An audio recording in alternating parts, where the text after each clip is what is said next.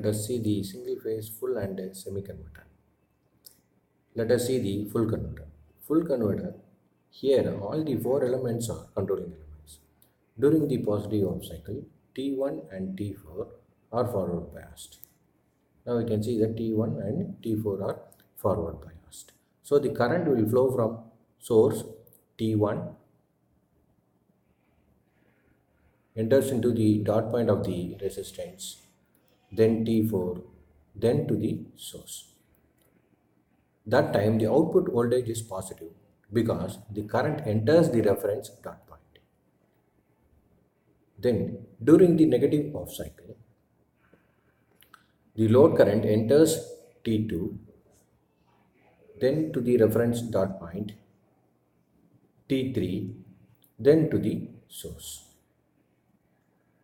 Here also the output is positive since the current enters the dot point.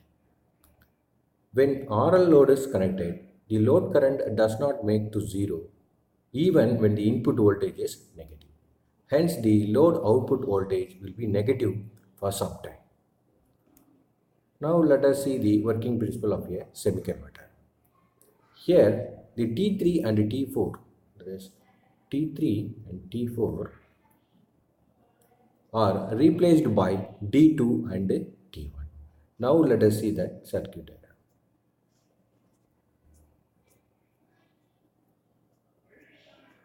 Here you can see that T2 and T1. The working principle remains the same as that of the full converter. But when RL load is connected,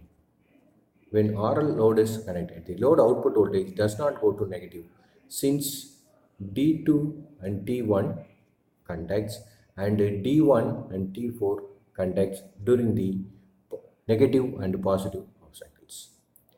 Continuous conduction is made only when the load inductance is heavy.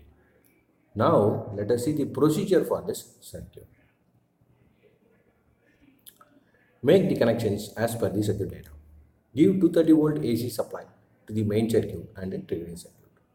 Note down the ammeter and the voltmeter readings. Observe the waveform of load voltage in CRO and calculate the firing angle. Vary the firing angle alpha in steps from 0 to 180 degree by adjusting the resistance knob in UJT triggering circuit. For each alpha, do the steps 3 and 4.